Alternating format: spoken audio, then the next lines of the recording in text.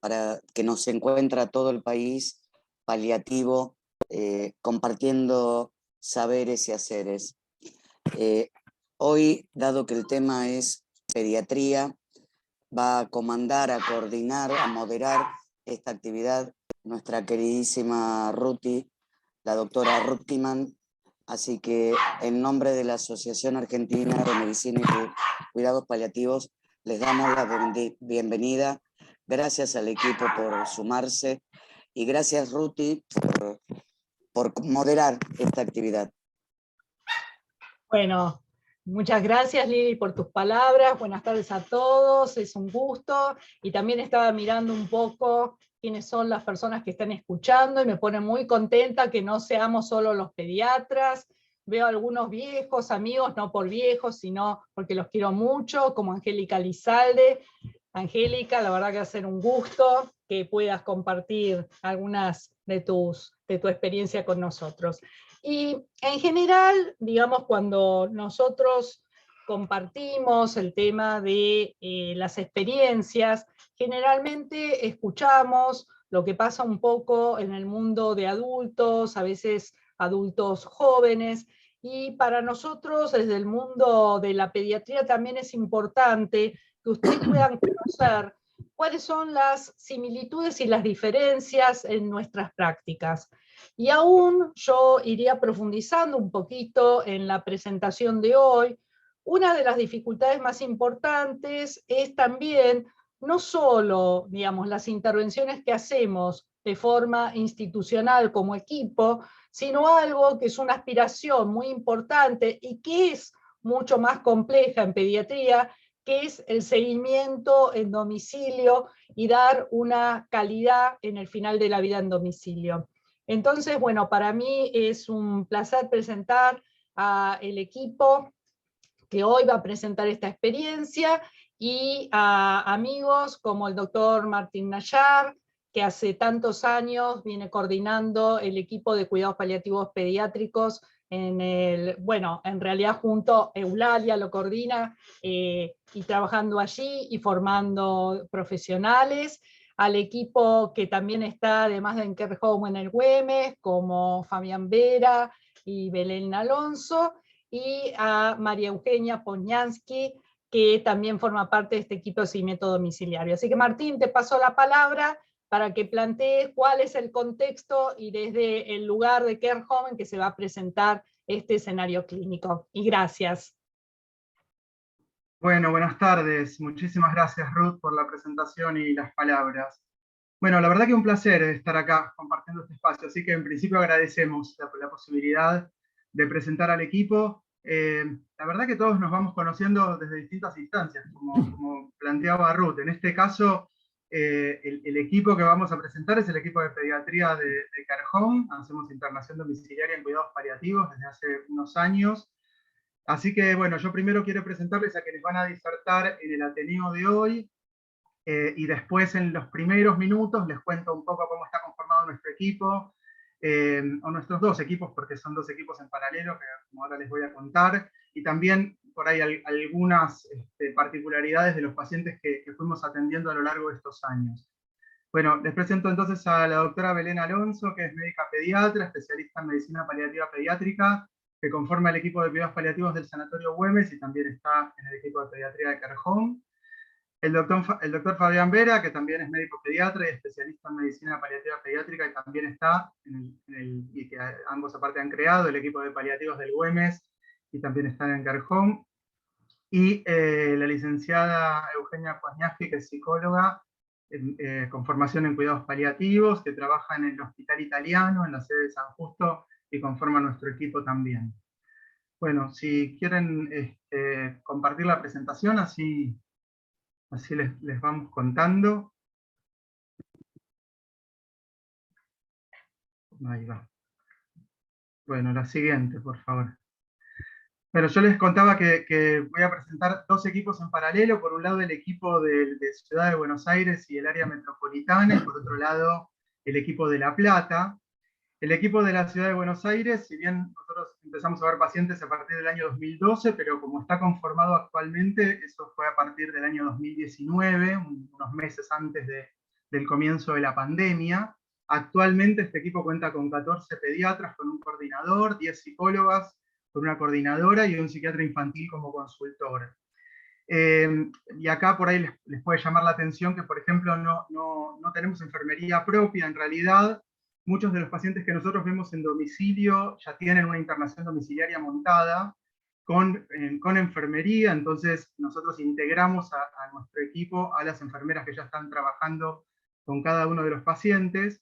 Y sí, muchas veces en situación de final de vida incorporamos la enfermería propia, que la verdad es que no es un recurso que abunde, enfermería pediátrica formada en cuidados paliativos y dispuesta a atender en domicilio, y que de hecho muchas veces nos vemos obligados, por ejemplo, a contar solo con visitas de enfermería y quizás no guardias de enfermería como la mayoría de los pacientes pediátricos requieren.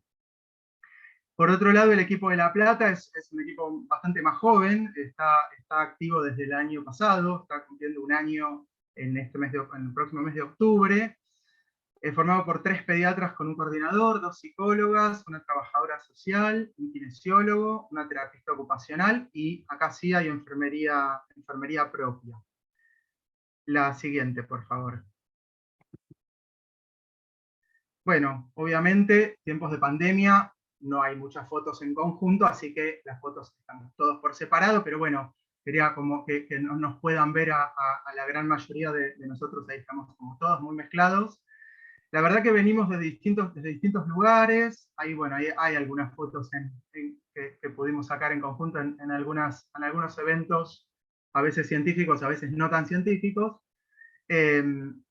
Pero bueno, les decía, venimos entonces de diferentes lugares, y de hecho cada uno de nosotros, además de trabajar en internación domiciliaria, muchos tenemos como otros trabajos en distintas instituciones, o sea que tenemos quizás recorridos distintos, con más o menos trayectoria en cuidados paliativos pediátricos, pero la verdad es que interactuamos bastante bien, probablemente porque nuestra formación tenga como muchas cuestiones en común y más o menos todos nos formamos bastante parecido.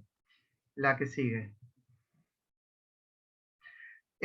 A ver, muy brevemente, en la modalidad de atención en domicilio, en cuidados paliativos pediátricos, nosotros, una vez que nos llega la derivación del paciente, hacemos una evaluación inicial, y ahí el punto más importante es poder ver las necesidades, tanto del paciente como de su familia, y por lo tanto esto traducirlo en requerimientos, y desde ahí entonces el armado del equipo individualmente para cada paciente y su familia. Habitualmente la frecuencia de visitas es lo que figura ahí en la diapositiva: una visita semanal del pediatra paliativista, 1 o 2 visitas de la psicóloga, 1 de la trabajadora social, el kinesiólogo motor entre 2 y 3 visitas semanales, y la enfermería, cuando incorporamos enfermería propia, como puede pasar en el equipo de La Plata, entre 1 y 2 visitas diarias, a veces en situación de final de vida hasta 3 visitas diarias. Tratamos de establecer, además de la comunicación intraequipo, que es como todo equipo de paliativos muy importante, comunicarnos y mantenernos activamente comunicados con pediatra de cabecera o con el pediatra de internación domiciliaria, porque les decía que muchas veces nuestros pacientes ya tienen una internación domiciliaria, y también con los especialistas. Y lo que hacemos nosotros es una reunión mensual a lo largo de todo el año, que es un pase de pacientes, y 3 de esos encuentros anuales suelen ser capacitaciones, a veces entre nosotros, a veces con algún invitado externo. Y muchas veces agregamos reuniones específicas para cada paciente en determinadas situaciones, por ejemplo, en toma de decisiones. La siguiente. Bueno, acá entonces muy brevemente les muestro entre los 2 equipos 60 pacientes que hemos visto a lo largo de estos años. Actualmente en servicio 21 pacientes, la mayoría no oncológicos. Acá la proporción por ahí podría estar como quizás medio viciada, porque hay una particularidad. Por ejemplo, en el equipo de La Plata, la mayoría de los pacientes que nos derivan de La Plata son de una obra social que es Guioma, que tiene un programa de cuidados paliativos que se llama Cuidarte, pero que solo acepta pacientes oncológicos. Entonces eso quizás vicia un poquitito los datos, porque como todos saben, en pediatría son muchos más los pacientes no oncológicos que los oncológicos, ¿no? Probablemente una cifra más real sería 70-30 o 80-20, como nos pasa, por ejemplo, en el hospital. Bueno, esperamos que con la nueva Ley Nacional de Cuidados, con la Ley Nacional de Cuidados Paliativos promulgada hace muy poquito tiempo, esta situación, por ejemplo, de que IOMA abra a su programa de cuidados paliativos a los pacientes no oncológicos, bueno, ojalá que esto pueda suceder pronto, eso es lo que esperamos. Con respecto a la edad de los pacientes que ven en el gráfico de abajo, bueno, muchos pacientes pequeños, menores de 2 años, después más o menos repartido, pero muchos pacientes adolescentes y hasta adultos jóvenes. Hemos tenido la experiencia con adultos jóvenes a pedido de los equipos de adultos, o sea, del equipo de adultos, por el tema de que quizás tienen patologías pediátricas como parálisis cerebrales, y entonces nos piden que quizás, aunque ya tengan edad adulta, los podamos seguir nosotros. La siguiente. Bueno, en el gráfico de arriba, la procedencia, así casi un 50% de Ciudad de Buenos Aires, un 10% de La Plata, y después el resto repartidos entre el primero, el segundo y tercer cordón del conurbano bonaerense, y en el gráfico de abajo, las obras sociales o prepagas que tienen nuestros pacientes, ¿sí? La mayoría son entre Swismédica, Lomín, Paleno, IOMA. La que sigue.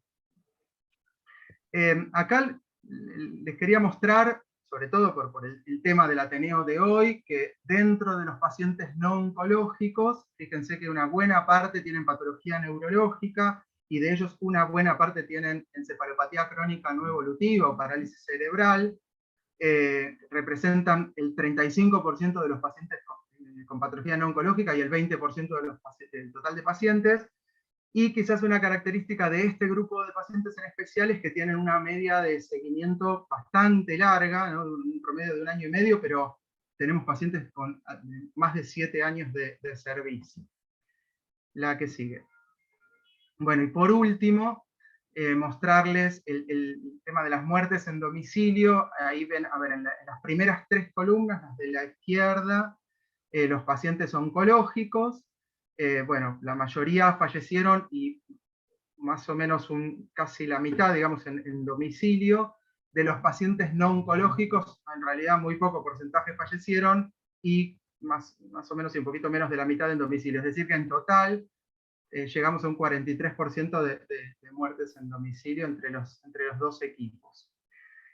Bueno, hasta acá entonces lo que quería contarles sobre la presentación del equipo. Entonces les dejo la palabra a quienes entonces van a presentar al paciente y toda la temática de hoy. Gracias. Bueno, buenas tardes a todos. Primero y antes que nada, agradecer a la asociación y a Ruth por habernos convocado para hacer visible nuestro trabajo en este domicilio y con este paciente.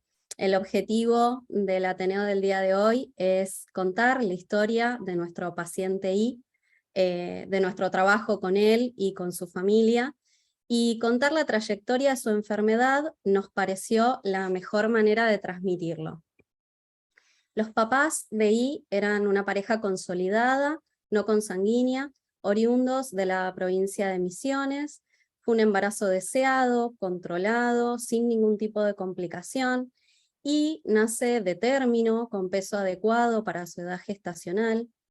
Durante las primeras 48 horas de vida, los padres lo notaban hiporreactivo, con dificultad para la alimentación con pecho materno. Fue evaluado en varias oportunidades por neonatólogos, hicieron controles de glucemia, que son habituales por esa sintomatología, sin encontrar ningún hallazgo patológico. A los 2 días de vida, los padres observan ahí con cianosis generalizada, en apnea, sin respuesta a ningún estímulo. Al evaluarlo, lo encuentran en paro cardiorrespiratorio, por lo que se inician maniobras de RCP avanzada. Como consecuencia, I presenta un daño cerebral hipóxico isquémico severo. Permanece internado en una UTIP de su provincia de origen, con varios fracasos en la extubación, por lo cual decidieron realizar una traqueostomía para continuar con la ventilación asistida, y con un trastorno deglutorio importante, por lo cual deciden realizar una gastrostomía para su alimentación. Para dichos procedimientos tuvo que ser trasladado a la ciudad de Buenos Aires por la imposibilidad de realizarlos en su provincia, lo que denota un poco la inequidad en los servicios de salud en nuestro país. Regresando posteriormente a Misiones con el objetivo de organizar una internación domiciliaria. Estando internado en la misma UTIP donde había estado antes, presenta un nuevo paro cardiorrespiratorio con reanimación prolongada por más de 40 minutos, con mayor secuela neurológica. Después de este evento, los padres reciben la noticia de que esta UTIP iba a ser cerrada, por lo cual les ofrecen derivación a distintas provincias del país, entre ellas San Luis, Córdoba, Buenos Aires, por su prepaga, y la familia decide que I sea trasladado a la ciudad de Buenos Aires junto a su mamá, con el diagnóstico de encefalopatía crónica no evolutiva en plan de una internación domiciliaria.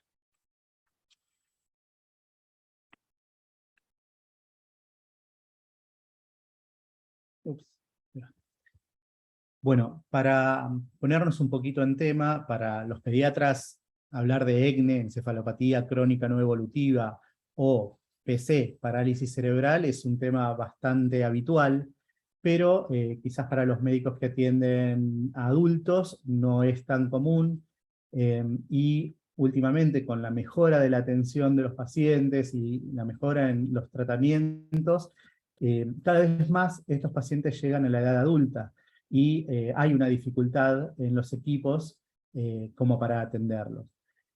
Bueno, la encefalopatía crónica es un grupo heterogéneo de enfermedades que tienen en común una disfunción motora permanente y no progresiva, que principalmente afecta el tono muscular, la postura y el movimiento. Es debida a múltiples causas. Habitualmente pensamos que son todas causadas por una hipoxia en el parto, pero lo cierto es que esa es la menor proporción. Otra característica que tiene es que produce una limitación en la capacidad funcional del paciente en una intensidad muy variable de acuerdo a los pacientes, y que se acompañan de múltiples síntomas adicionales que van desmejorando la calidad de vida. Es importante tener en cuenta que aunque hablemos de una encefalopatía crónica no evolutiva, lo que es no evolutivo es la lesión cerebral per se, pero la expresión clínica va variando en el tiempo a medida que el sistema nervioso central va desarrollándose y que las diferentes complicaciones que va teniendo el paciente en la trayectoria de la enfermedad va dejando diferentes secuelas. En cuanto a las causas, la gran mayoría, hasta el 90%, son congénitas. Generalmente no se sabe la causa, pero como factores de riesgo están la prematurez, el bajo peso al nacer, embarazos múltiples, patología materna, infecciones intrauterinas, las torchopatías, las TORCH, el kernicterus y problemas durante el parto. Y un menor porcentaje son las encefalopatías adquiridas secundarias a infección, como meningitis o encefalitis, y a traumatismos. Si hablamos de la clasificación, podemos hacer dos grandes clasificaciones. Una es clínica, que la divide en diferentes subtipos basados en el tipo y en la distribución del compromiso muscular predominante. Entonces tendremos una variedad espástica, que será simétrica o asimétrica, una disquinética, donde predominarán las distonías, la corea, la atetosis o la coreoatetosis, y una variedad atáxica. Sin embargo, lo más común es que sea una variedad mixta, donde predomina alguno de los componentes antes descritos, pero con un mix de todos ellos. Y otra forma de clasificarlos es una clasificación funcional, que usamos la clasificación del sistema motor grueso, que tenemos 5 niveles. Nuestro paciente se encuentra en el nivel 5 de máxima dependencia, que esto es la forma pediátrica semejante al Lecoq o al Karnofsky. Bueno, volviendo a la historia de I, permanece internado en un centro de tercer nivel en la ciudad de Buenos Aires, luego es trasladado a un centro para pacientes crónicos y desde allí finalmente se logra organizar una internación domiciliaria. Es en este momento de su trayectoria de enfermedad donde se convoca a cuidados paliativos para su seguimiento en domicilio desde diciembre de 2019. Y entonces nos preguntamos, ¿por qué cuidados paliativos en un paciente con una encefalopatía crónica, en un paciente neurológico?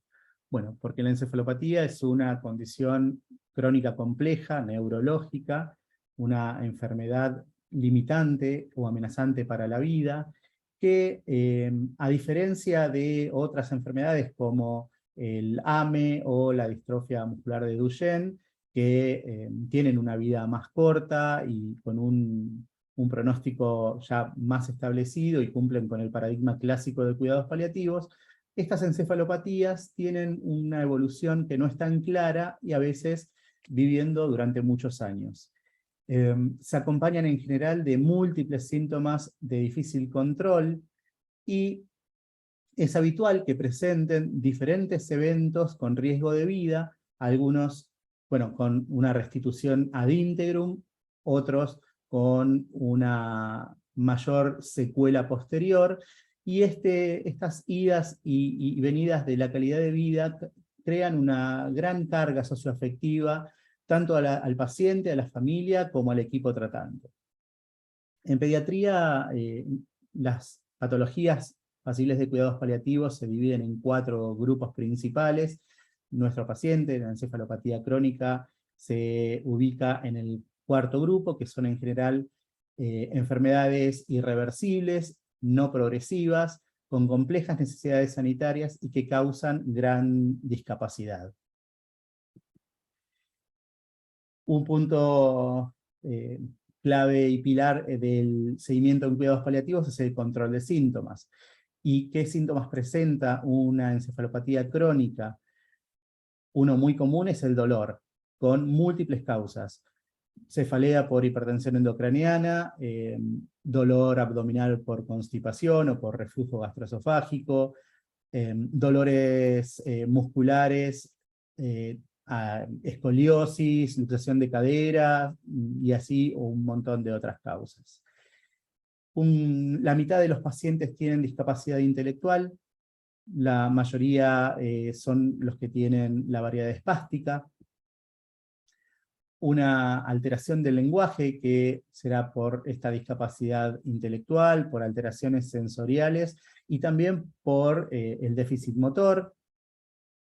Tienen desórdenes urinarios, vejiga neurogénica, reflujo vesicoureteral e infecciones urinarias a repetición, alteraciones visuales, epilepsia, bastante común a medida que va teniendo mayor discapacidad del paciente, alteraciones de la conducta con la habilidad emocional, crisis de excitación psicomotriz y a veces auto- y heteroagresión.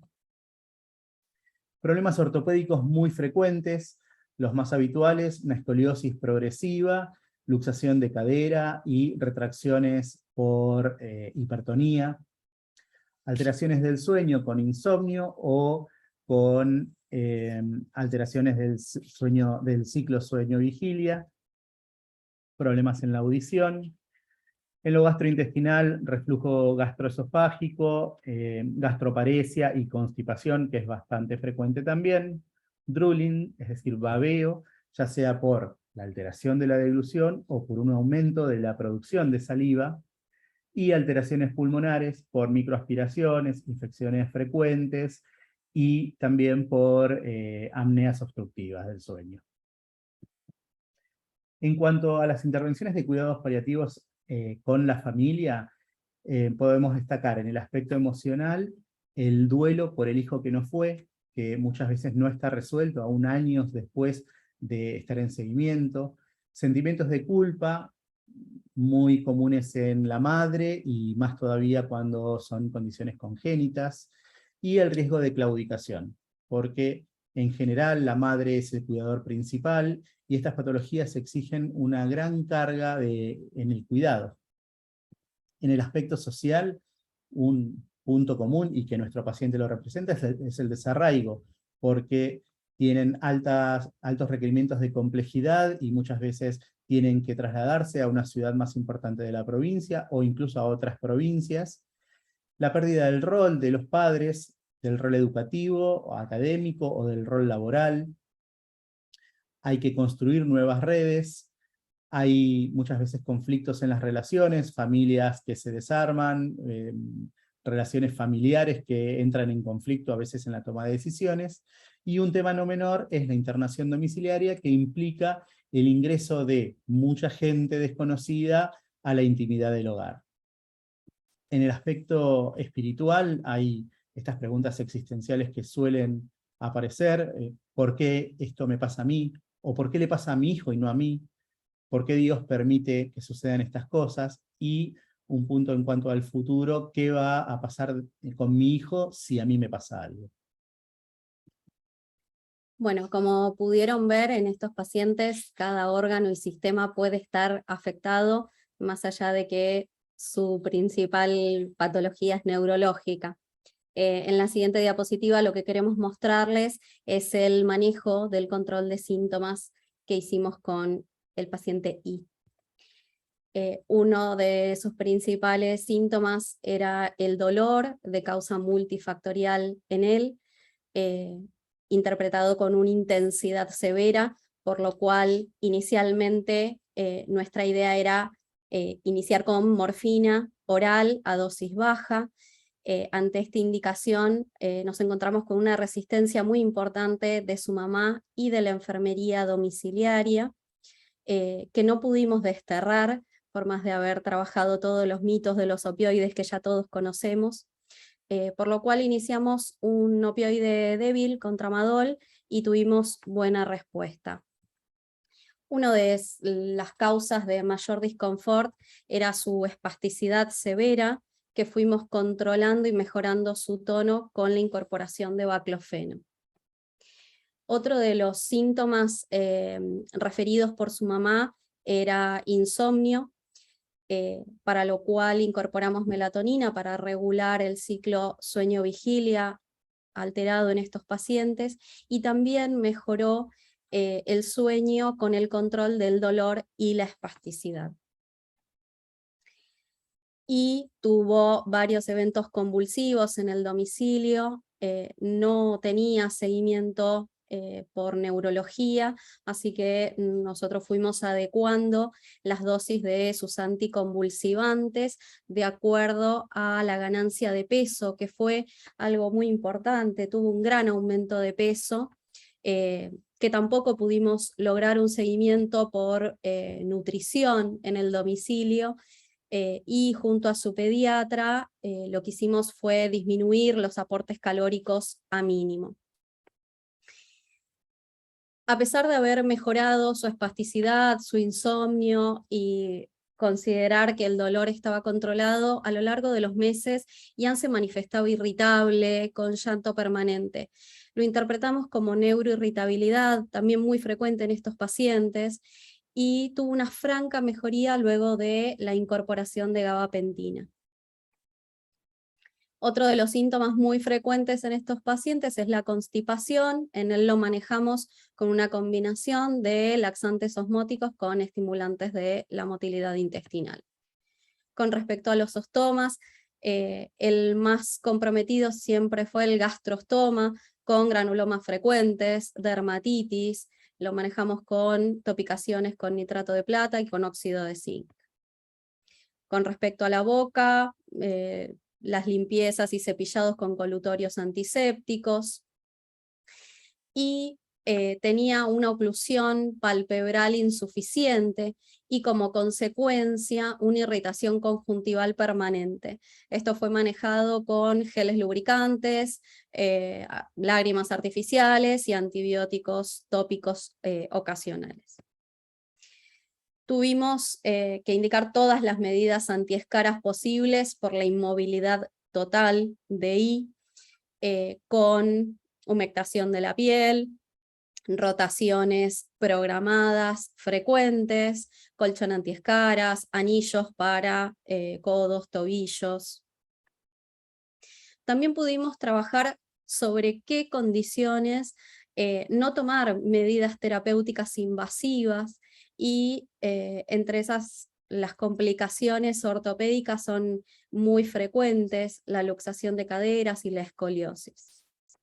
Como también las retenciones urinarias que fue presentando a lo largo del tiempo, que fueron manejadas con medidas físicas sin tener mayores complicaciones. Bueno, en el área de psicología, las intervenciones iniciales que se realizaron en este caso en particular fueron basadas más que nada en 5 ejes. El primer eje de trabajo fue principalmente la comunicación entre la familia y el equipo tratante. Se establecieron criterios y vías de comunicación, tanto entre la familia, el equipo tratante, como intraequipo, ya que hay que tener en cuenta que fomentar la comunicación y establecer buenas vías eficaces favorecen el trabajo en equipo tan fundamental en este tipo de intervenciones, y el buen funcionamiento, ¿no?, de la internación domiciliaria. También se trabajó en la identificación de creencias y expectativas que tenía la mamá con respecto a la internación domiciliaria, a los cuidados paliativos. Hubo que desarticular bastantes creencias en un comienzo. Por ejemplo, la mamá en un comienzo planteaba ciertos requisitos para el cuidado de su hijo, principalmente al personal de enfermería, y muchas veces estos requisitos no se podían llevar a cabo. Otra creencia que tenía la mamá en un comienzo era que el final de vida de su hijo iba a ser en lo inmediato, y esto no necesariamente iba a ser de esta forma. Así que fueron estas creencias, más algunas otras, las que hubo que desarticular en las primeras intervenciones que se hicieron en este domicilio. También se trabajó en la formación de una alianza terapéutica. En este caso en particular, la alianza terapéutica fue principalmente con la mamá. La mamá era su cuidador principal, su papá no vivía en Buenos Aires. La red de apoyo era una abuela materna, que vivía cerca del domicilio, así que la verdad que la mamá no tenía red de apoyo y hubo que hacer alianza terapéutica exclusivamente con ella.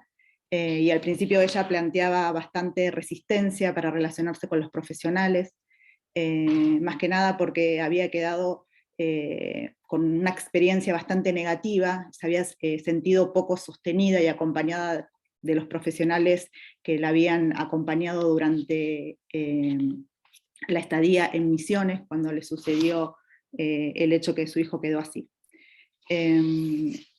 Otro aspecto que se trabajó en esta etapa también fue la identificación de las resistencias y los mitos, principalmente a los procedimientos médicos.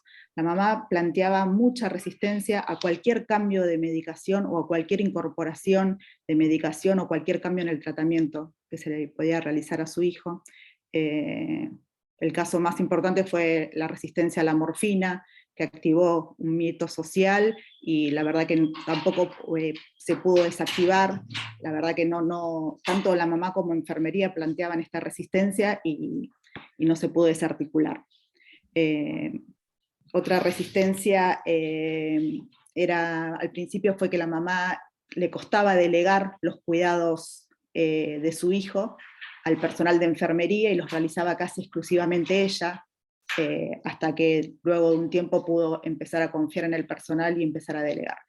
Y otro aspecto que se trabajó en esta etapa fue la aceptación de esta nueva realidad para esta mamá, que no estaba en su lugar de origen, que no tenía una red de contención, con un hijo que no era el esperado, pero bueno, con el tiempo se logró la aceptación de esta nueva realidad, donde pudo entender que la situación de su hijo era irreversible, que se podía llegar a extender en el tiempo, y a partir de esto pudo empezar a delegar los cuidados a los profesionales y comenzar a proyectar diferentes aspectos de su vida personal.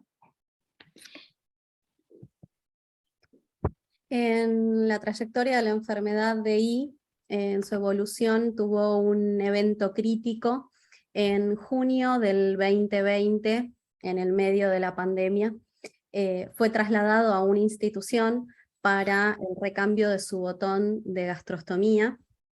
En la permanencia en el sanatorio olvidaron enchufar el respirador, y en el regreso a su hogar, en el traslado, el respirador se queda sin batería, por lo cual tienen que continuar ventilándolo con ambú el resto del traslado, cuando llegaron al hogar, hasta que el respirador comenzó a funcionar.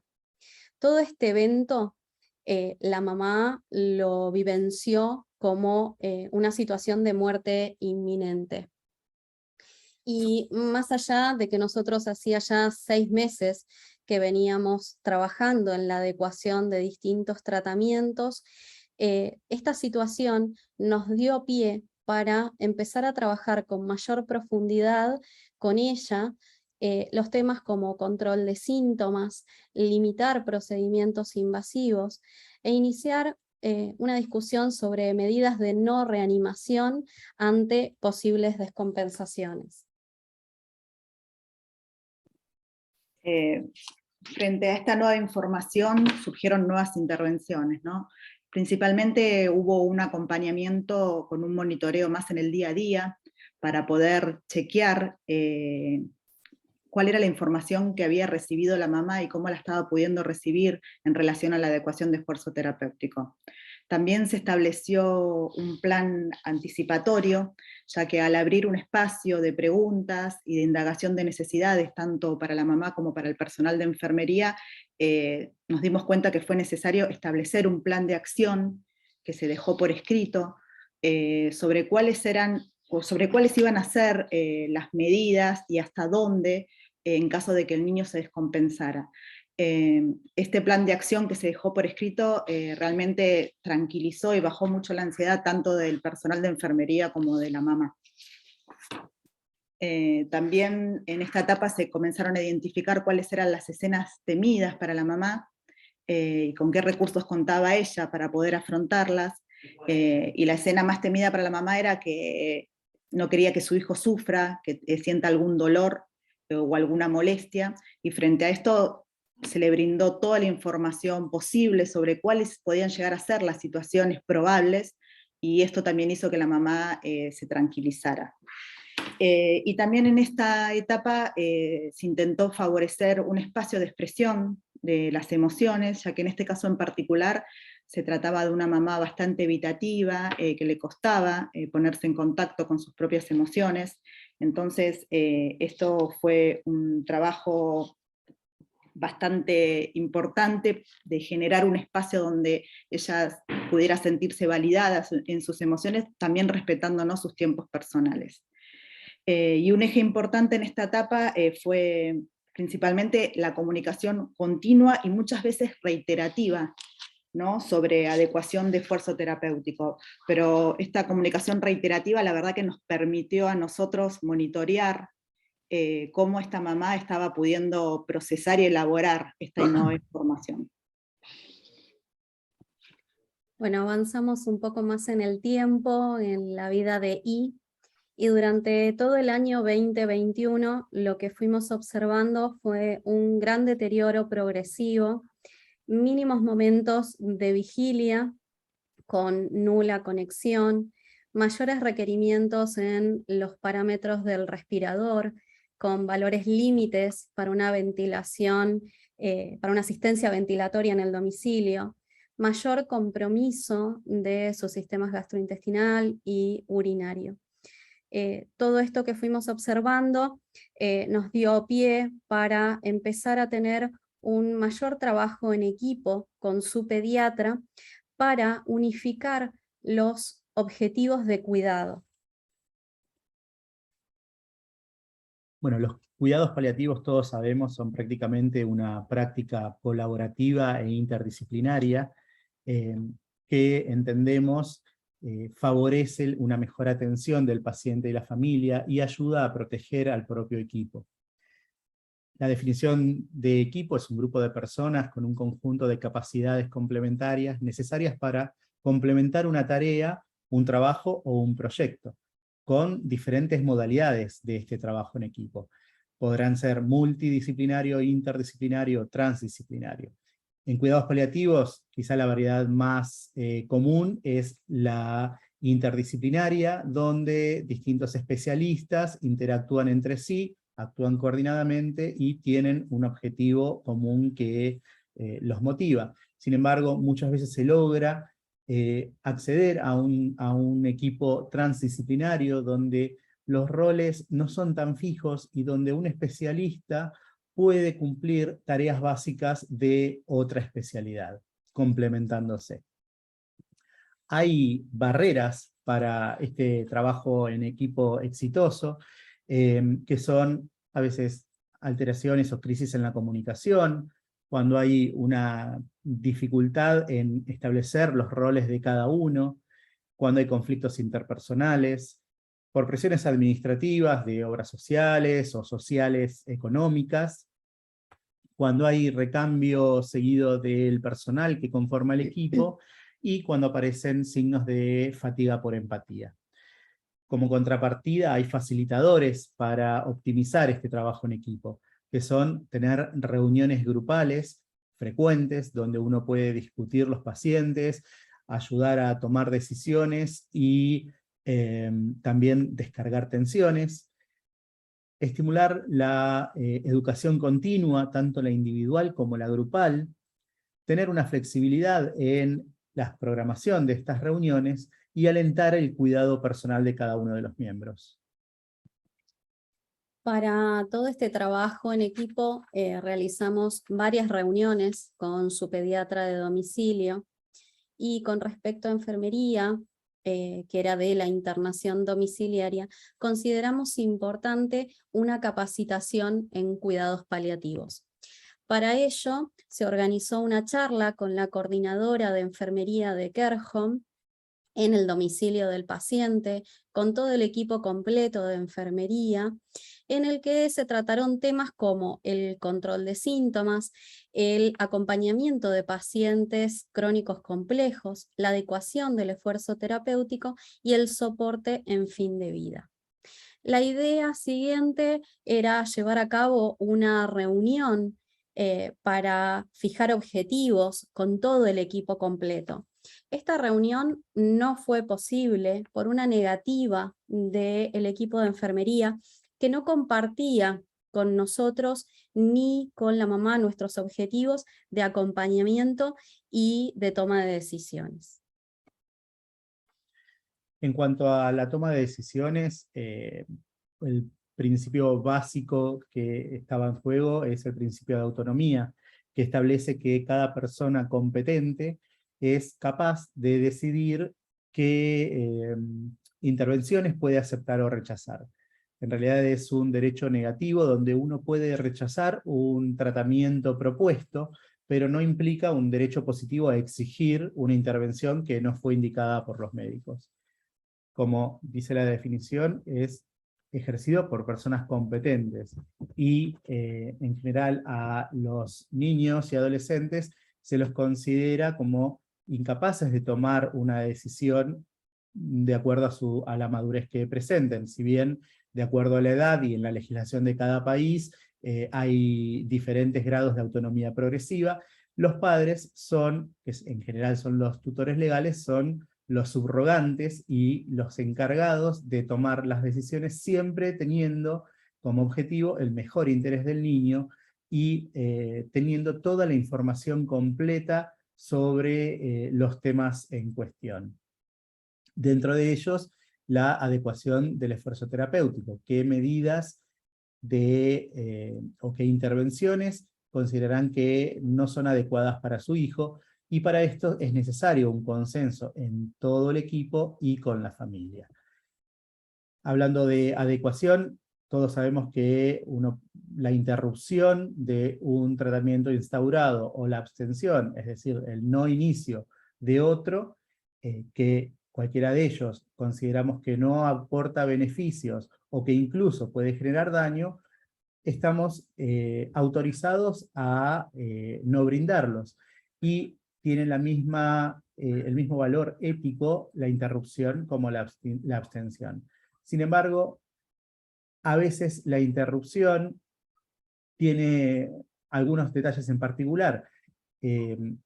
Puede ser que sea más difícil tomar porque tiene una relación como más cercana con el fallecimiento, cuando uno retira una medida, y si el fallecimiento se produce cerca, puede pensar una causa-consecuencia. Pero también, como lado positivo, uno puede sentir que le está dando al paciente la opción de un tratamiento que finalmente no funciona. Pero siempre tenemos que aclarar a la familia, porque es un sentimiento muy común, que adecuar, es decir, retirar un tratamiento o no iniciarlo, es rendirse, bajar los brazos, y lo asimilan como un abandono.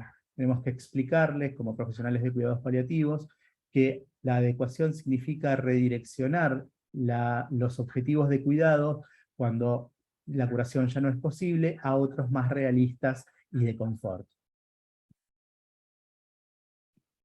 En el caso particular de I, a la hora de hablar de toma de decisiones en adecuación de esfuerzo terapéutico, hubieron 3 acontecimientos que marcaron esta toma de decisiones. En primer lugar, fue la relación que el personal de enfermería mantenía con el paciente. Se encontraban involucradas emocionalmente y muchas veces perdiendo su rol profesional, y esto la verdad que fue un acontecimiento muy importante. En segundo lugar, había una mamá que empezaba a registrar mayor desconexión y deterioro de su hijo, y esto muchas veces hacía que haya cierto distanciamiento en el contacto con él por parte de la mamá. Y el tercer acontecimiento fue que se generó tensión en el vínculo entre la mamá y el personal de enfermería, ya que al estar el personal de enfermería involucrado emocionalmente con el niño, comenzaron a cuestionar el rol de la mamá, y esto generó mucha tensión en el vínculo. Frente a esto, el eje de trabajo principal estuvo en diferenciar cuándo la toma de decisiones es del equipo tratante y cuándo de la familia. Para esto se conversó reiteradas veces que la decisión de adecuación de esfuerzo terapéutico es una decisión médica con consentimiento de los padres.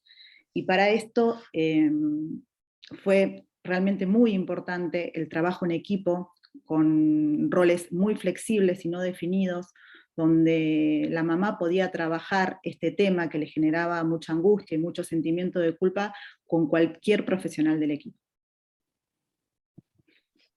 Bueno, luego de todo este trabajo en equipo y de varias reuniones, como contaba Eugenia, con la mamá y también con la abuela materna, se llegó al consenso de que la mejor decisión para I era el retiro del soporte vital, basado fundamentalmente en el gran deterioro progresivo a nivel clínico y en la percepción de un gran sufrimiento que tenía esta mamá de su hijo y de la familia.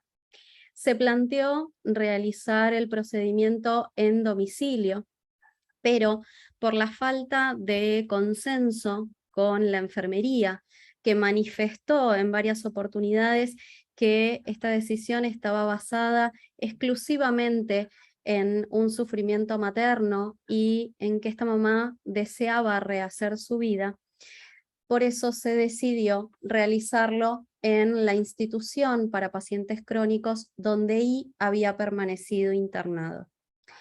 Para ello se llevó a cabo una reunión con profesionales de la institución, el equipo de Care Home y la familia, donde se explicó cómo se iba a llevar a cabo el procedimiento, se despejaron todas las dudas. Y fue trasladado a esta institución, donde permaneció internado una semana, fue evaluado por todos los profesionales de allí. También durante esa semana su papá, que hacía más de 2 años que no lo veía, pudo viajar a Buenos Aires y compartir con la mamá esta semana. El impacto para este papá fue muy grande el ver el deterioro de su hijo a lo largo del tiempo. Para el día del procedimiento se me convocó se colocó una vía subcutánea para un goteo de morfina y de midazolam.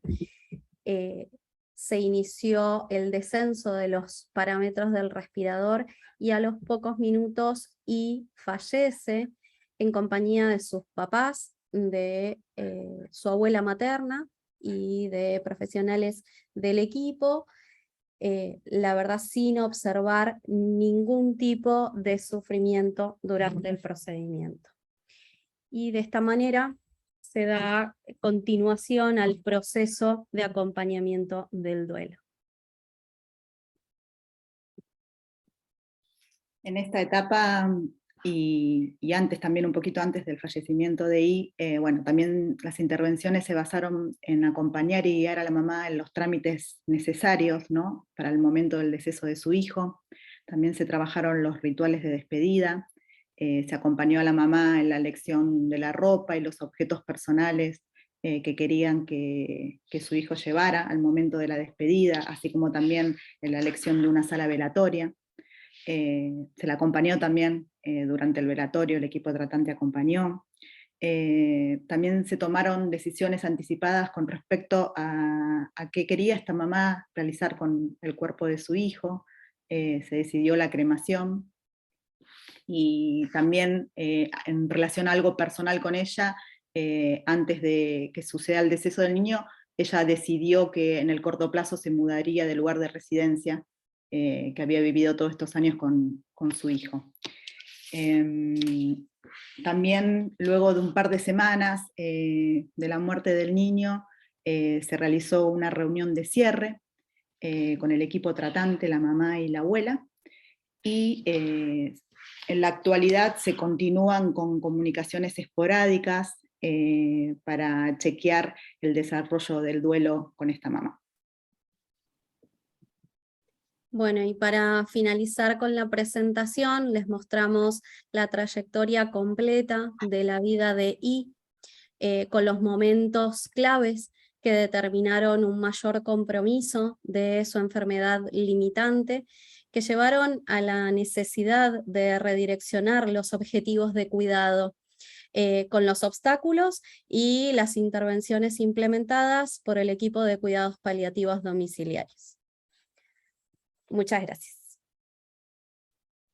Bueno, si dejan de compartir, así nos vemos, realmente felicitaciones.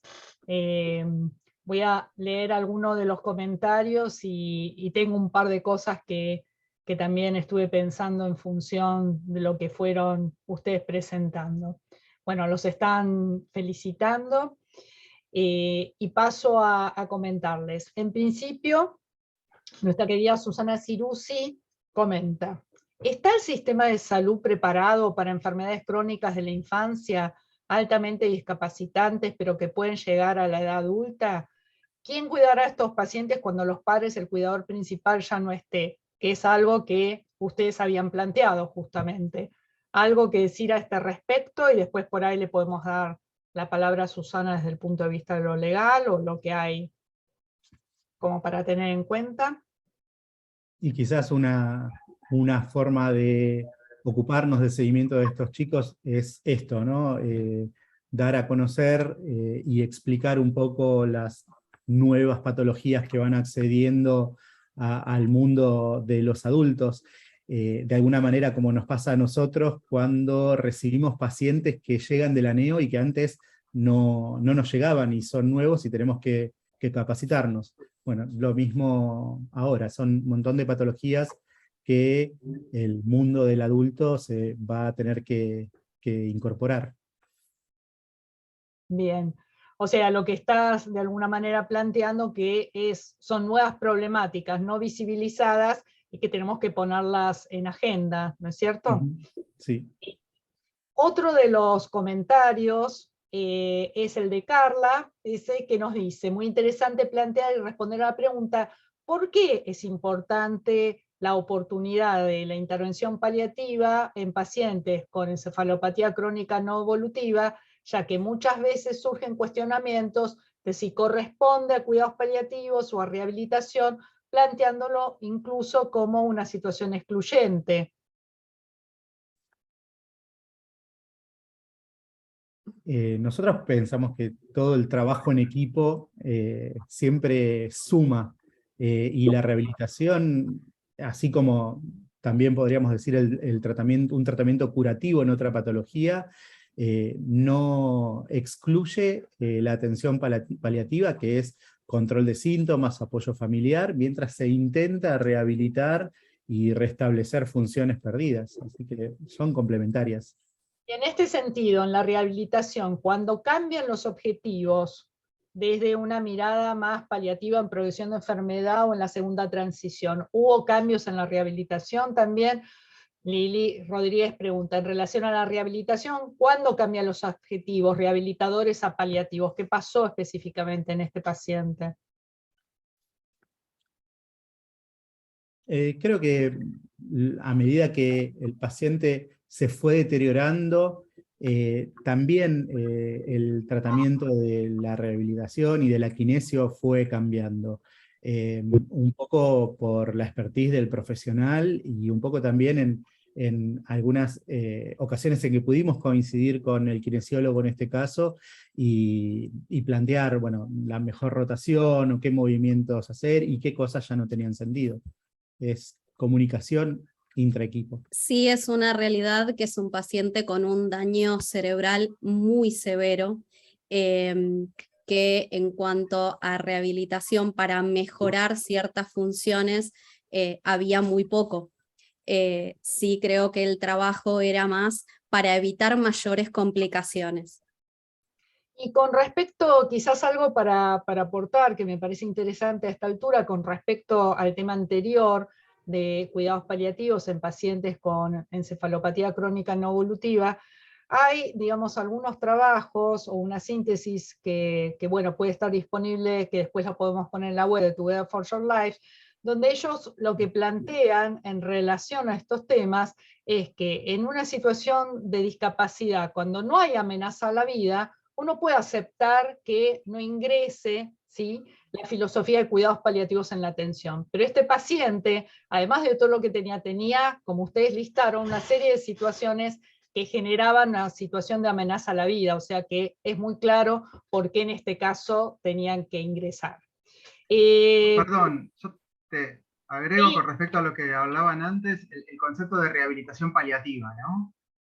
Donde, como contaban, hay cambios de objetivos y quizás ahí no está digamos, el objetivo principal de restablecer funciones o recuperar funciones perdidas, sino, como decían, el objetivo tiene que ver, o también otra forma de control de síntomas, ¿no? A través de una rehabilitación, pero con objetivos paliativos. Uh-huh. Erika plantea, ¿podríamos ponerle cualquier nombre a esta historia de cada uno de nuestros pacientes? Los problemas con la enfermería los hemos tenido igual. Erika está en Córdoba. Y bueno, amplía un poco lo que planteabas antes, Martín. Con respecto a esto, ¿alguna, digamos, sugerencia en función de la experiencia que tuvieron y lo que intentaron hacer, que me pareció sumamente interesante, ¿no? Cómo poder involucrar al equipo de enfermería? Quizá el problema en internación domiciliaria y enfermería es un poco la capacitación que tienen los profesionales, que muchas veces no son profesionales, enfermeras profesionales, que la paga es muy poca, entonces eso hace bastante difícil encontrar enfermería para internación domiciliaria. Creo que el intento de capacitarlos y abrirles un poco el mundo hacia los cuidados paliativos es una forma de tratar de mejorar la atención, pero bueno, no siempre hemos podido. En este caso, como había dicho Belén, estaban muy involucradas y por momentos decíamos que parecían más las tías que las enfermeras. Erika nuevamente plantea, y quisiera saber si están de acuerdo con este concepto o en realidad podemos discutirlo, lo importante sería incorporar la adecuación del esfuerzo terapéutico lo más precozmente posible como buena práctica médica para evitar el sufrimiento de estos niños por años. ¿Están de acuerdo? ¿Sí, no? ¿Por qué? ¿O cómo podemos problematizar esta En realidad, si entendemos adecuación, tenemos que ver qué entendemos por adecuación del esfuerzo terapéutico, ¿no? Nosotros entendemos adecuación como direccionar los objetivos hacia el confort y la mejor calidad de vida del paciente. Adecuación es poner un tratamiento analgésico adecuado, quizás no trasladarlo a la silla porque le genera más disconfort y dejarlo en la cama. No necesariamente la adecuación tiene que ver con fin de vida. Tomar medidas expectantes ante ciertos procedimientos invasivos. O sea, creo que en estos pacientes nosotros estamos acostumbrados a realizar adecuación del tratamiento, no del esfuerzo, sino del tratamiento y de las medidas que se implementan desde el principio, o sea, desde que los conocemos. Si vamos a hacer, digamos, la similitud de retiro o de abstención de otros tratamientos en fin de vida, bueno, es otra discusión, ¿no? Bueno, por eso me parece muy importante plantear esto, porque no es lo mismo un plan anticipado de cuidados o el Advanced Care Planning que la adecuación del esfuerzo terapéutico, que ya implica medidas mucho más específicas pensando en la muerte inminente. Perdón, Ruth, otra cosa, ¿por qué no incorporarlo antes? Porque la mamá no percibía el sufrimiento de su hijo. Y un punto importante para tomar una decisión de adecuación terapéutica, de retiro de soporte vital, es cuando hay un síntoma, bueno, un sufrimiento intolerable por parte de su hijo, y hasta que la mamá no lo expresó, nosotros no propusimos tampoco. Angélica. Perdón, quiero agregar algo que es particular de este caso. El retiro de soporte se lo habían ofrecido a la mamá antes de que llegue la internación domiciliaria. Y en ese momento la mamá, lo rechazó y prefirió una internación domiciliaria. Entonces también es un momento de procesamiento de información y de un montón de cuestiones por ahí más emocionales que tuvo que pasar esta mamá para poder llegar a esta decisión. Sí. Sí, también me parece muy interesante cómo ustedes plantearon el caso, porque independientemente del procesamiento de la mamá, acá hubo un proceso y hay una clínica que está claramente acompañando, y que ustedes lo marcaron, nos está proponiendo esto desde una evaluación de la calidad de vida que hace el equipo, lo que pueda plantear la mamá solamente, sino acá hubo una evaluación muy clara de la trayectoria de enfermedad y de algunos ítems que fueron fundamentales. Angélica plantea cuál era el estado de conexión con respecto a los vínculos posibles con la madre en especial. No tenía conexión. Tenía momentos de vigilia. Al inicio del seguimiento, por momentos impresionaba, que podía llegar a conectarse sobre todo con la voz cuando la mamá hablaba, ¿no? Pero después, con el correr de los meses y los años, la conexión era nula. Y mínimos momentos de vigilia, o sea, de apertura ocular, pero nada más. Isabel Pinzemín plantea, desde el punto de vista clínico, ¿cuáles fueron los signos de deterioro en la última fase de la enfermedad?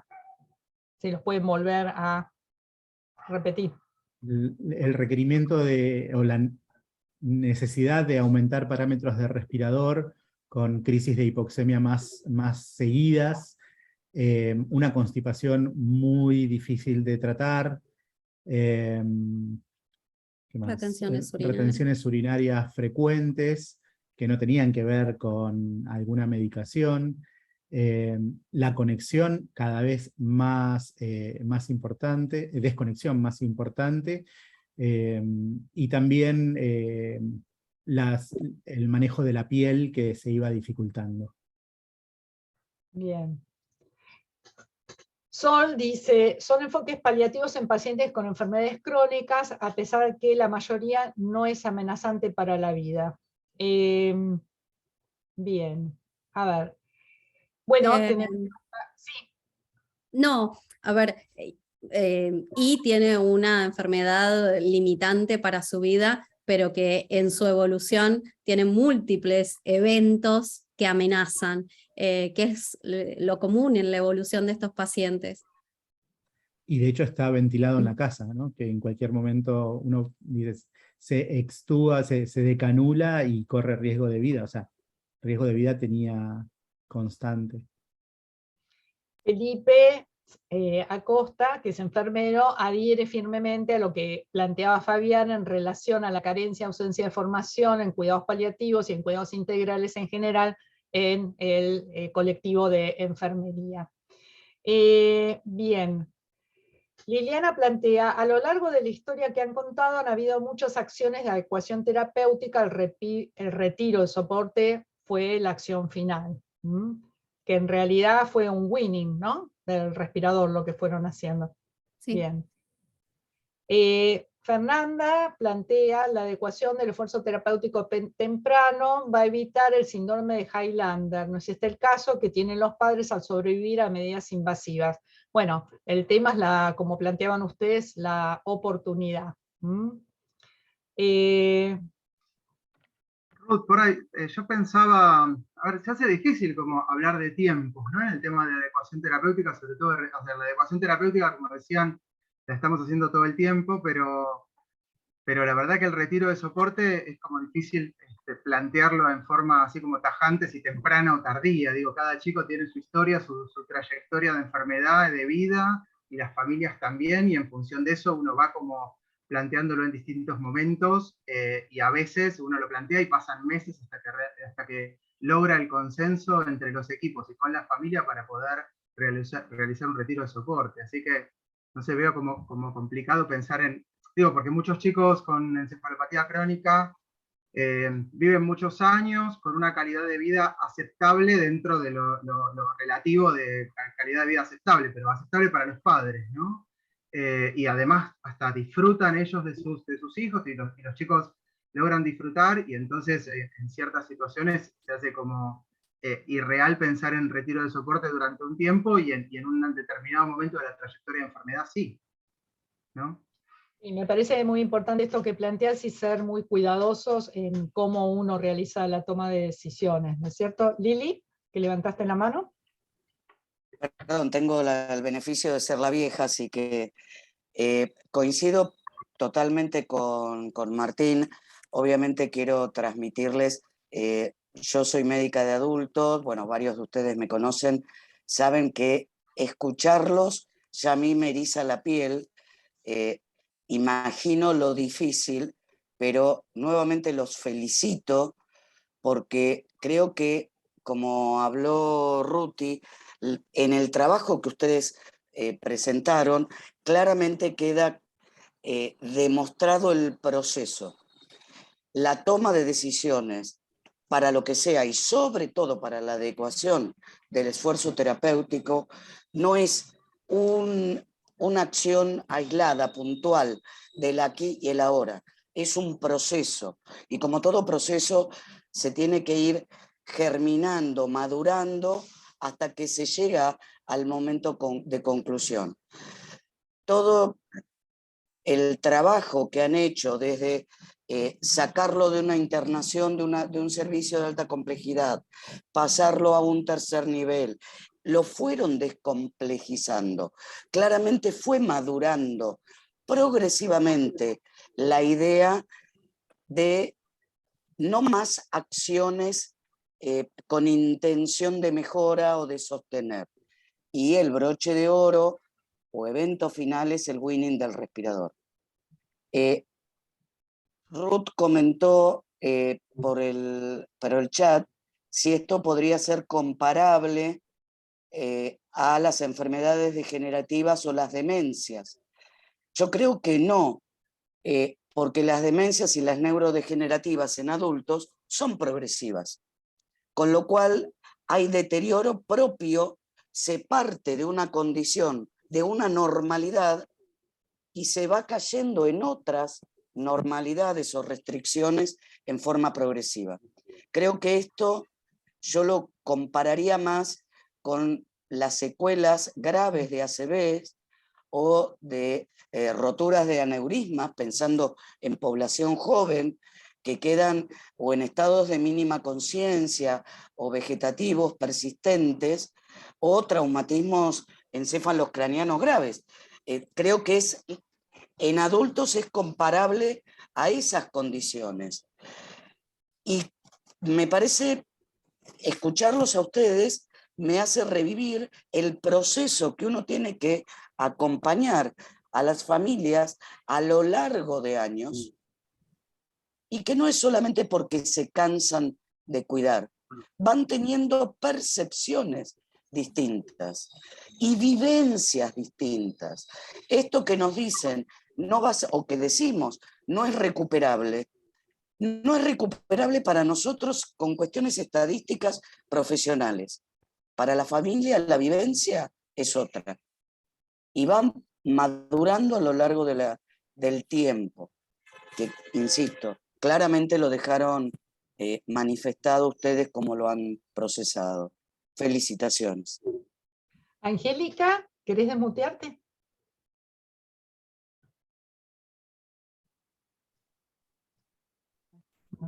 Si te podemos... Ahí. Sí, habla un poquito más fuerte. Yo quería... No, quería aportar es una forma de encarar el trabajo. Respeto absolutamente lo que hicieron la psicóloga y el trabajo así muy prolijo y minucioso de lo que presentó. Pero no sé si es lo que voy a decir lo tuvieron presente, que es que en casos así, para mí lo más importante sería aprovechar el trabajo desde el comienzo de ese nacimiento traumático con la mamá y de ese rechazo, y trabajar ese vínculo, que transformar el rechazo en aceptación, lo cual se puede hacer trabajando justamente desde lo sensorial, desde lo emotivo, del contacto con ese bebé, y en el transcurso del tiempo. Si bien ese niño, no sabemos, aparte, generalmente cuánto es lo que siente, lo que escucha, pero sí la siente, la va a sentir siempre a la mamá y el contacto. Y poder así hacer un trabajo también de aceptación y de elaboración de duelo y de la pérdida del niño ideal, etcétera, pero sí de aceptación, no sé si me explico, como para que esa mamá después no se vaya solamente a cambiar de casa y a buscar otros horizontes, sino que pueda cerrar este duelo como y despedirse bien de este hijo, pero habiendo hecho un vínculo. Por eso yo preguntaba del vínculo. Bueno, no sé si algunos saben, yo he trabajado mucho con títeres como un instrumento intermediario de comunicación, y que tiene que ver con lo perceptual, bueno, con los niños, ¿no? Que no están quizás en este estado de deterioro, pero sí con la mamá.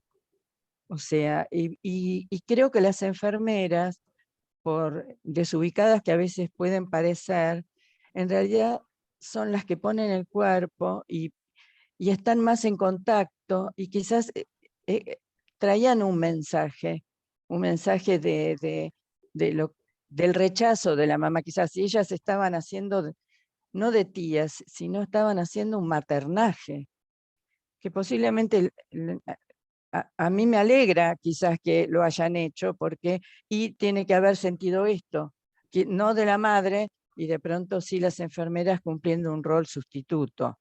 No sé si es exacto esto, es de lo que recolecto, digamos, de No, lo igual, presentado, ¿no? igual no era rechazo, digamos, que al principio la mamá tenía conexión con él, la verdad que tenía bastante conexión con él, pero cuando él empezó a deteriorarse cada vez más, ahí empezó la mamá por ahí a distanciarse un poco en relación al contacto. Y aparte por ahí empezó con proyectos personales, y entonces es como que se alejó un poco también, nada, al estar en su vida personal se alejó un poco más del domicilio, de las horas que pasaba en el domicilio. Pero la realidad es que la mamá nada, no había rechazo y tenía contacto con él digamos, la mayor parte de la internación domiciliaria, pero les pasa que después quisimos marcar estos 3 momentos del deterioro del chico y cómo la mamá lo fue viviendo para la toma de decisiones, más que nada. Claro, y para de la hecho, presentación, perdón, una cosita nomás, a mí me ayuda, claro, yo no soy médica, soy psicóloga, ¿no? A mí me ayuda, por ejemplo, saber cómo era, por eso puse la vida de él, pero quiere decir, estaba siempre en la cama, estaba sentado, ¿qué hacía? ¿Se entiende? O sea, me faltó, ¿cómo era? ¿Cómo? ¿Se entiende? Escuché más toda la parte médica, me parece maravilloso, todo lo minucioso para el control de síntomas y la calidad de vida, pero me faltaba la vida de I. Soy psicóloga. Claro, lo que pasa, Angélica, que creo que evidentemente cuando un niño está en respirador y conectado hay una serie de cuestiones que implican en un paciente prácticamente cuadriparético, con un gross motor número, bueno, 5, evidentemente con muchas dificultades, ¿no? Como para poder levantarlo, movilizarlo, que es lo que uno habitualmente, bueno, puede observar. la mamá, perdón, Ruth, la mamá estuvo con I desde el momento de su nacimiento y nosotros nos incorporamos al seguimiento a los 18 meses de vida de él. Hasta ese momento esta mamá siempre estuvo con él, ella se va de su provincia sola con él a las distintas instituciones y a un departamento en la provincia de Buenos Aires sola, ¿no? En esos primeros meses de vida, que era mucho más fácil sostenerlo, o sea, tenerlo a UPA, ponerlo en su silla, todo esto se hacía, la mamá participaba mientras estuvo internado con terapistas ocupacionales, participaba digamos, de todas las terapias, pero a medida que fue pasando el tiempo y fue creciendo, aumentó muchísimo de peso, tenía una obesidad de origen central muy importante, con mucha dificultad para la movilización, entonces eso también dificultó el pasaje a una silla o el sostenerlo. Yo quería preguntarles, en relación a la toma de decisiones, en función de algo que ustedes comentaron, cuando hay de alguna manera posiciones en contrario, no solo dentro del equipo, sino con la familia. ¿Y cuáles fueron los puntos de negociación? Porque evidentemente todo esto fue un proceso, y tomando acá algunos autores, yo acabo de poner un artículo en el chat que me parece muy interesante, que planteaba la vez pasada en una comunicación Richard Kane, y otro autor que también es muy interesante, por ahí Susana puede participar, con respecto al tema de lo que estos autores llaman la zona de parental discretion o la zona gris de Wilkinson, y cómo, digamos, cuáles fueron los puntos de negociación, que evidentemente ustedes no los enumeraron, pero donde ya el tema de la adecuación del esfuerzo terapéutico estaba, y seguramente había algunos planteos dentro del equipo de que si pasaban determinadas cosas, qué cosas iban a hacer y qué cosas no. ¿Cómo fue este proceso de negociación? La primera negociación fue la implementación de poner morfina. Cuando empezamos en el domicilio tenía un dolor muy severo que no lo pudimos hacer. Pero luego, en cada incorporación de una medicación, incluso dar un ibuprofeno era una negociación, porque la madre no estaba permeable a ninguna medicación. Después, cuando comenzaron a aparecer algunas crisis de saturación o algunas descompensaciones transitorias, lo que dejamos es un plan de acción.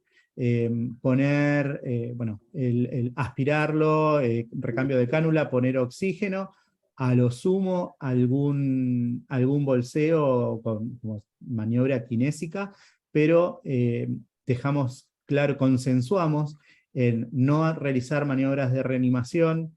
Tuvimos que negociar en no llamar a emergencias, porque llamar a emergencias implicaba ser trasladado a una guardia y seguramente una internación en terapia, y eso la verdad que nos ayudó mucho, tanto con la madre como con la enfermería, como disminuir la ansiedad y saber hasta qué cosas podían hacer, y de hecho esa orden estaba pegada en la heladera, con todos los pasos a seguir. Bueno, muchísimas gracias. Susi, ¿no querés desmutearte? Me encantaría que participes.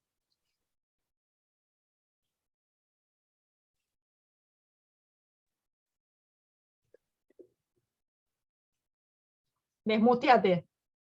Ahí. Ahora sí. Ahí, ¿me escuchan? Bueno, justo estaba contestando en el chat un comentario que había hecho Erika, en relación primero con la adecuación de esfuerzo terapéutico, que no es un derecho del paciente la adecuación de esfuerzo terapéutico, es una indicación médica que analiza la proporcionalidad de los tratamientos médicos en relación con el objetivo terapéutico, los beneficios esperados y las cargas previsibles para el paciente. Lo que es un derecho del paciente es el rechazo al tratamiento médico, y en el caso de un paciente pediátrico, ese rechazo tiene un límite, a diferencia del adulto, que es soberano para rechazar un tratamiento, aun cuando en ello le vaya la vida. En un niño eso no es factible, sino que la negativa tiene que ser razonable, o sea, respetar el adecuado balance riesgo-beneficio. Me parece que esto es importante, porque inclusive esta es una equivocación o un malentendido que figura en la propia Ley de Derechos del Paciente y en el propio Código Civil, donde se mezcla la indicación médica con el derecho del paciente. Y esto es riesgoso. Es riesgoso si no tenemos en cuenta que estamos hablando de dos entidades totalmente distintas. Una es una decisión médica y la otra es un análisis jurídico de la facultad que tiene una persona de aceptar o rechazar tratamientos médicos. Creo que eso quería aclararlo fundamentalmente, más allá que lo escribí ahí en el chat. Y con respecto a The Zone of Parental Discretion, que vos decís, Ruth, se entiende sobre todo en la bioética anglosajona que hay un ámbito donde el tratamiento que se propone no es claramente beneficioso para el paciente, donde la evaluación de la balanza riesgo-beneficio no es un resultado neto, y por lo tanto ahí los padres, y en el caso de que el niño goce de competencia, o sea, sea un niño autónomo, tienen la posibilidad de rechazar o aceptar o de requerir un determinado tratamiento médico, sin que ello implique que están vulnerando los derechos del niño. Y esta zona es absolutamente respetada, sobre todo en los anglosajones. Por ahí a nosotros nos cuesta un poco más respetar esta zona de discrecionalidad de los padres, pero recordemos que los padres toman durante toda la vida de sus niños muchísimas decisiones con las cuales probablemente no acordemos. Y eso no quiere decir que están haciendo algo malo ni que están vulnerando los derechos del niño, sino que tenemos que aprender que hay decisiones que pueden ser buenas, malas, nos gusten más o nos gusten menos, pero que entran dentro, en el caso de los niños, del ejercicio de la responsabilidad parental. Y poder negociar, ¿no es cierto? Siempre con el mejor costo para quien está poniendo el cuerpo, en este caso los niños. Bueno, hay felicitaciones, hay algunas afirmaciones en relación nuevamente al tema de enfermería. Quisiera felicitarlos realmente, como creo que todos los que estuvieron escuchando, y darle la palabra de cierre. No sé si todavía estás, Laurita. Laura, ¿estás? No, se tuvo que retirar por sus propios niños, ya haciendo honor al tema central pediátrico. Bueno, realmente ha sido, creo que, un ateneo muy interesante, demostrar que, bueno, que es posible unir esta cuestión del trabajo articulado entre varias instituciones, aún con todas las dificultades que esto presenta. Muchísimas gracias por haber presentado este paciente, que ha sido muy clarificador, y queremos pasar algunos avisos parroquiales. El primero es que estamos a muy poquito tiempo para nuestro encuentro nacional, así que todavía tienen tiempo de inscribirse, y además dentro del encuentro nacional hay el día viernes, el viernes creo que es 14, la posibilidad de poder inscribirse y participar en la cena de gala, a la cual están todos invitados, pero hay un cupo. O sea que los que van y quieran venir, les recomendamos que lo hagan lo antes posible. Considerando el tema del Congreso, entonces el mes que viene no va a haber, digamos, Ateneo, en función del encuentro, y también, Lili, los invitamos a la cena de gala del 7 de noviembre, ¿no es cierto? No es una cena, pero vayan guardándose algunos billetitos y esa noche, para celebrar junto con la Fundación Julio Boca, en un evento artístico de recaudación de fondos para la asociación acá en la ciudad de Buenos Aires, pero todo el país va a poder participar a manera distante por el streaming, famoso streaming, que llegó para quedarse. Así que esa noche es para los paliativos, es para que nos juntemos desde donde estemos y podamos disfrutar un evento artístico. Bueno, muchas gracias, Fabián. Un comentario, perdón, Ruti. Habrán visto que en el mes de agosto no pudimos hacer Ateneo, esto no por un problema del equipo que se había propuesto, sino por un problema organizativo propio de la asociación. Lamentamos que no pudieron estar, pero el mismo equipo va a presentar su Ateneo más adelante. Así que perdón al equipo y gracias por el aguante. ¿Alguna palabra final, Fabián, Belén y Martín, para cerrar? Bueno, agradecer la oportunidad de mostrar nuestro trabajo y escuchar, bueno, los aportes de todos. Y vemos que es un número importante de gente que está a esta hora viendo un caso pediátrico, muchos no son pediátricos. Así que, bueno, agradecerles la oportunidad y, bueno, a vos y a toda la asociación. Belén. No, lo mismo, agradecerles a la asociación, a vos, Ruth, por habernos convocado, como dije al principio, y obviamente a Martín por la confianza que nos tiene para el trabajo con estos pacientes. Martín. Sí, yo también agradezco a Ruth y a la asociación por el espacio, y también agradezco a quienes están soportando, digamos, como soporte de este equipo, ¿no? Digo, en esta modalidad de ser un equipo de cuidados paliativos pediátricos trabajando dentro de una empresa de internación domiciliaria. Bueno, tenemos atrás como un montón de gente que sostiene desde lo comercial, desde lo administrativo, también desde el soporte médico, como el doctor Ariel Charro, que es el director médico de Falcón, que también está por ahí, como Sandra Vela, que es la coordinadora del equipo de adultos, que también nos da su continuo apoyo y obviamente que nos permiten trabajar de esta manera tan articulada, así que gracias a ellos también. Bueno, y gracias a todos por haber participado, ¿no? Bueno, nos vemos para los que van en San Martín de los Andes y nos vemos, si no, en el próximo Ateneo. Chao, a cuidarse. Chao. Hasta luego. Gracias, hasta luego. Salgo, ¿no?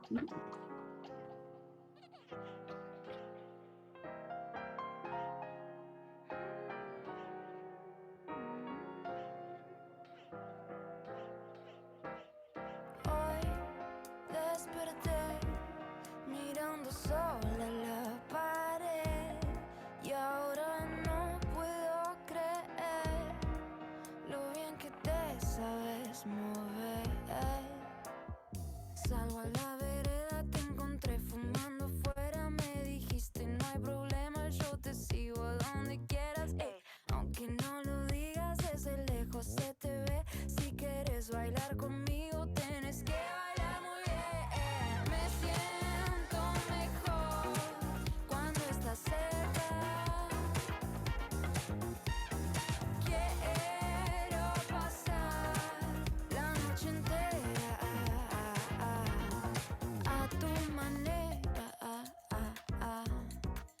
tu manera. Lindos problemas cuando estás cerca. Está creciendo algo que no entiendo bien, no sé qué es. Me dijiste, no siempre vas a entender lo que querés. Bajo la escalera vamos donde no nos vean, esa boca me marea, así que todo de vueltas y entre tanto humo ya no te voy a perder. Si quieres bailar conmigo tienes que bailar muy bien. Me siento mejor cuando estás cerca. Quiero pasar la noche entera. Me siento mejor cuando estás cerca. Quiero pasar la noche entera a tu manera, a tu manera.